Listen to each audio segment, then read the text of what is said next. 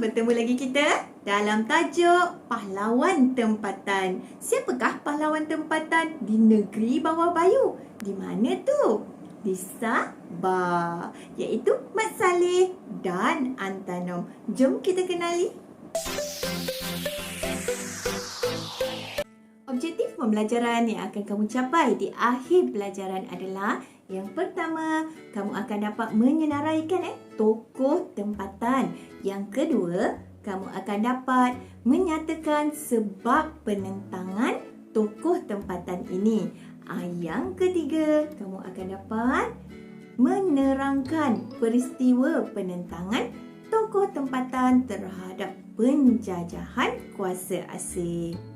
Jom kita kenali siapakah Mat Salleh ini. Murid-murid boleh lihat ni gambar dia. Okey, Mat Salleh nama sebenarnya adalah Datu Paduka Muhammad Salleh bin Datu Balu. Beliau dilahirkan di Inanam, Sabah. Beliau ini merupakan keturunan Bajau Sulu. Okey, itu tentang latar belakang. Jom kita kenali apakah sebab Mat Salleh ini bangkit menentang penjajahan kuasa asing. Jom kita lihat satu persatu. Murid-murid boleh lihat daripada gambar peta ini di mana yang berwarna oranye ini merupakan kawasan penentangan Mat Salleh, iaitu di mana? Di Ranau dan Tambunan. Okey, jom kita lihat kenapa Mat Salleh ni dia menentang British di Sabah ni. Jom kita lihat.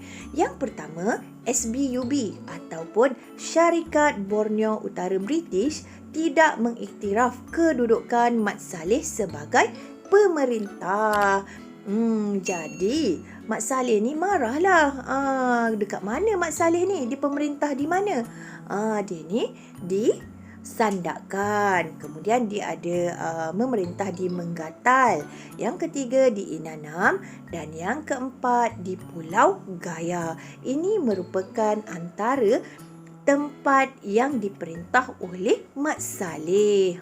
Jadi SBUB ni dia tidak mengiktiraf, dia tidak mengaku pun yang Mat Salleh ini merupakan pemerintah di kawasan ini. Jadi Mat Salleh pun marahlah kan. Sebab yang kedua adalah SBUB mengambil alih hak memungut cukai. Kemudian SBUB juga mengadakan peraturan baru yang membebankan rakyat. Setiap kali cikgu bincangkan antara sebab penentangan tokoh-tokoh pahlawan ni adalah disebabkan oleh cukai. Kuasa memungut cukai. Sebab sebelum kedatangan British ni, pemimpin-pemimpin ini, tokoh-tokoh pahlawan ini, dia mempunyai kuasa untuk memungut cukai. Bila British datang, habis dah tak ada dah kuasa mereka tu. Sebab itulah mereka marah. Okey, seterusnya jom kita lihat pula peristiwa penentangan Mat Salleh. Murid-murid boleh lihat yang pertama ni, pada tahun 1897, Mat Salleh ni dia telah menyerang kubu SBUB di mana? Di Pulau Gaya. Mat Salleh ni dia mendirikan kubu yang lebih kukuh di Tambunan. Agak-agak murid-murid lah kan. Apa Mat Salleh ni dia mendirikan kubu yang lebih kukuh di Tambunan ni? Sebab apa? Sebab kubunya dekat Ranau dimusnahkan oleh SBUB. Sebab SBUB ni dah serang Mat Salleh. Dia serang Mat Salleh dekat kubu dia dekat Ranau. Jadi dia punya kubu dekat sana pun dah musnah. Sebab itulah dia bina kubu baru di Tambunan. Seterusnya, itu pada yang berlaku pada tahun 1897. Pada 1900, SBUB ni dia telah menyerang balas balik Mat Salleh dengan melancarkan serangan besar-besaran. Jadi apa kesannya bila SBUB ni melancarkan serangan besar-besaran terhadap Mat Salleh? Murid-murid tahu? Mari kita lihat kesannya Mak Saleh ni terkorban Mak Saleh ni terkorban. Jadi perjuangan Mak Saleh ini diteruskan oleh siapa? Ya, betul, diteruskan oleh Mat Sator yang berpusat di kampung Kapayan Lama, Tambunan.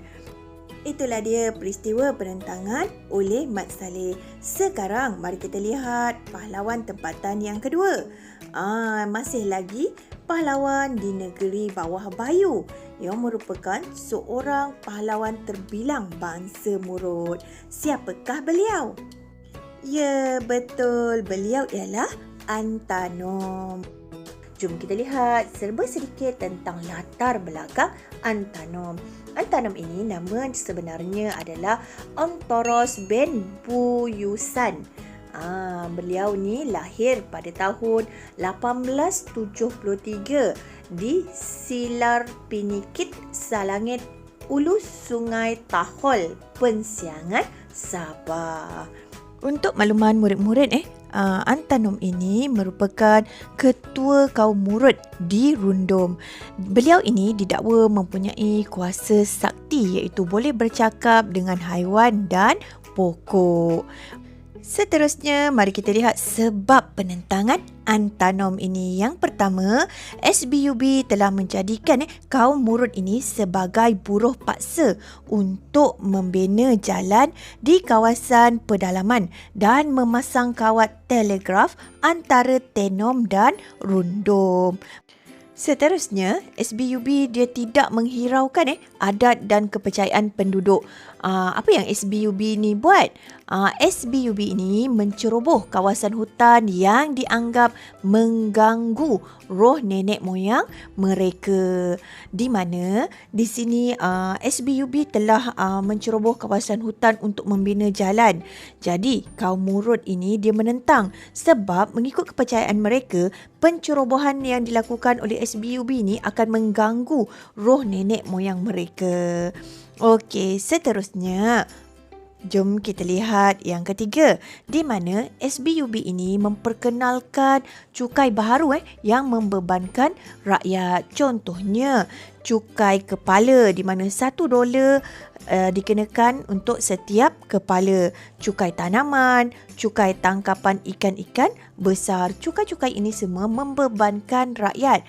Kalau ikutkan situasi kita pada masa kini, cukai yang dikenakan terhadap rakyat pada masa kini digunakan semula untuk manfaat seluruh rakyat. Contohnya, kerajaan dengan duit cukai yang dibayar oleh rakyat, kerajaan telah membina balai raya, jalan-jalan. Ini semua hasil daripada cukai rakyat. Okey, tetapi berbeza sangat semasa pemerintahan SBUB ini, di mana cukai-cukai yang dipungut ini adalah untuk keuntungan syarikat mereka. Baiklah, sebab itulah rakyat Murut ini bangkit menentang mereka. Yang terakhir adalah SBUB tidak membenarkan penduduk membuka tanah untuk pertanian. Sebelum kedatangan SBUB, penduduk Murut ini dia nak buka tanah, dia nak teroka tanah senang sahaja. Tapi bila SBUB datang, semuanya menjadi susah. Mereka tidak dibenarkan untuk membuka tanah bagi tujuan pertanian. Baiklah murid-murid, seterusnya mari kita lihat pula peristiwa penentangan Antanom ini. Peristiwa penentangan Antanom ini bermula apabila Antanom mengetuai pahlawan Murut untuk menentang SBUB, di mana Antanom ini berjaya mengumpulkan hampir 1,000 pahlawan daripada kaum Murut daripada Tenom, Keningau dan Pensiangan, Sabah. Murid-murid tahu apa yang telah dilakukan oleh Antanom? Antanom dan pengikutnya telah menyerang dan membakar bangunan kerajaan. Kejayaan itu telah membakar semangat orang-orang Murut yang lain. Jadi, pengikut Antanom pun semakin bertambah. Antanom juga telah membina kubu di Silar Pinikit, Salangit, Ulu Sungai Tahol, Pensiangan, Sabah. Seterusnya, pada tahun 1915, Antanom ini telah melancarkan serangan hendap terhadap SBUB. Murid-murid tahu apa senjata yang digunakan oleh Antanom?